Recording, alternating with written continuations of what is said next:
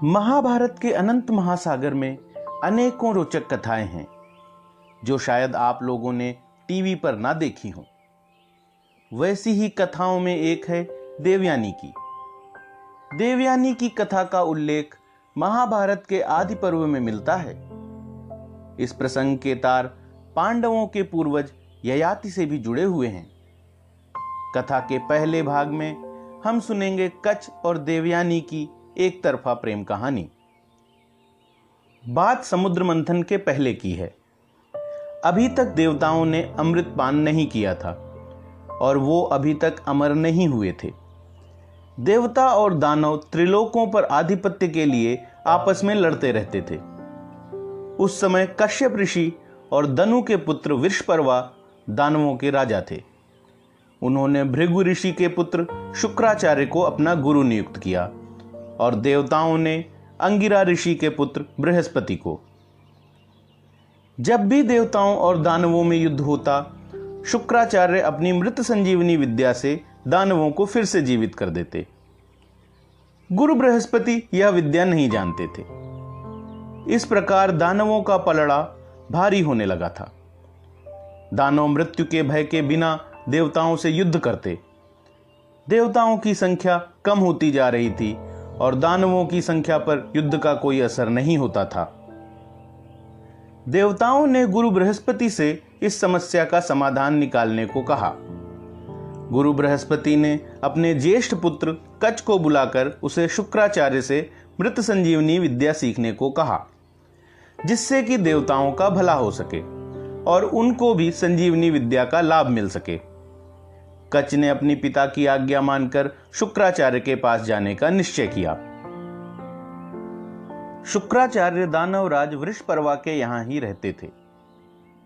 कच्छ ने गुरु शुक्राचार्य के आश्रम में जाकर उनसे कहा, गुरुदेव, मैं कच्छ, गुरु बृहस्पति का पुत्र और प्रजापति अंगिरा का पौत्र, आपकी शरण में रहकर आपसे दीक्षा लेना चाहता हूं।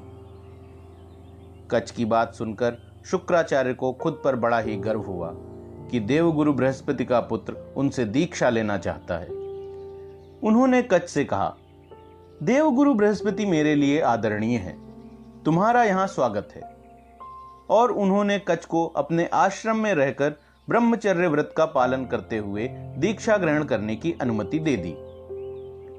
कच्छ शुक्राचार्य की आज्ञानुसार ब्रह्मचर्य व्रत का प्रण लेकर उनके आश्रम में रहने लगा। उसके व्यवहार से दैत्य गुरु शुक्र और गुरु पुत्री देवयानी अत्यंत प्रसन्न रहते थे। जब दानवों को यह बात पता चली कि बृहस्पति पुत्र कच्छ गुरु शुक्राचार्य के आश्रम में उनसे दीक्षा ले रहा है, उनको कच्छ पर संदेह हुआ।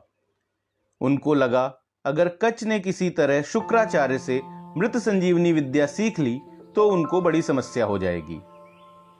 ऐसा सोचकर एक दिन जब कच्छ आश्रम की गायों को चराने गया हुआ था, तब दानवों ने उसका वध कर दिया। शाम को जब सभी गायें बिना कच्छ के ही आश्रम लौट आईं, तब देवयानी के कहने पर शुक्राचार्य कच्छ को ढूंढने निकल पड़े और उनको जंगल में कच्छ का शव मिला। गुरु शुक्र ने अपनी मृत संजीवनी विद्या से कच्छ को जीवित कर दिया। दानवों ने जब कच्छ को जीवित देखा तो उन्होंने इस बार कच्छ को मारकर उसके टुकड़े टुकड़े करके भेड़ियों को खिला दिए। शुक्राचार्य ने फिर से अपनी विद्या का आह्वान किया और कच्छ का एक एक अंग भेड़ियों का पेट फाड़कर निकल आया और कच्छ फिर से जीवित हो गया। तीसरी बार दानवों ने एक नई युक्ति सोची। इस बार उन्होंने कच्छ को मारकर जला दिया और उसकी राख को वारुणी में मिलाकर शुक्राचार्य को ही पिला दी। इस बार जब बहुत समय तक कच्छ नहीं आया तो देवयानी ने अपने पिता से कहा, पिताजी, कच्छ पूजा के लिए फूल लेने गया और अभी तक वापस नहीं आया, कहीं फिर से किसी ने उसे मार तो नहीं दिया।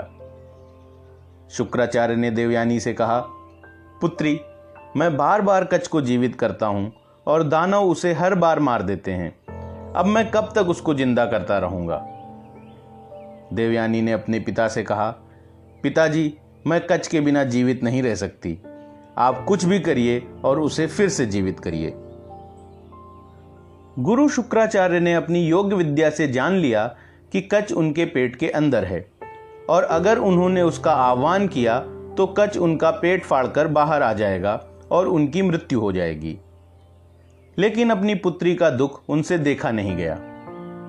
गुरु शुक्र ने अपने पेट के अंदर ही कच को मृत संजीवनी विद्या सिखाई और फिर उसका आह्वान किया।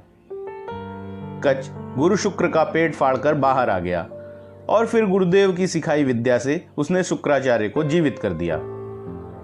इस प्रकार कच का मृत संजीवनी विद्या सीखने का उद्देश्य पूरा हुआ और दानव जो नहीं चाहते थे उनकी ही वजह से वो हो गया।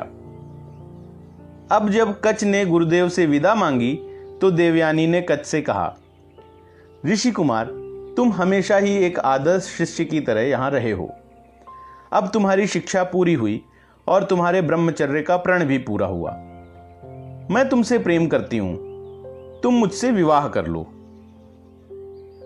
कच ने देवयानी से कहा, गुरुपुत्री, मैंने तुम्हारे पिता के पेट में वास किया है और उनके ही अंदर से मेरा पुनर्जन्म हुआ है। इस प्रकार वो मेरे भी पिता हुए और तुम मेरी बहन। मैं तुमसे विवाह नहीं कर सकता। देवयानी को कच की बात सुनकर बहुत क्रोध आया और वो बोली, इस प्रकार तुम मेरा तिरस्कार करोगे तो तुम्हारी सीखी हुई विद्या कभी सिद्ध नहीं होगी। कच को देवयानी का ऐसे शाप देना अनुचित लगा और उसने कहा, तुम्हारा तिरस्कार मेरे लिए धर्म के अनुरूप था, लेकिन तुमने काम के वशीभूत होकर मुझे शाप दिया है, इसलिए अब मैं भी तुम्हें शाप देता हूं कि कोई भी ब्राह्मण कुमार तुमसे विवाह नहीं करेगा।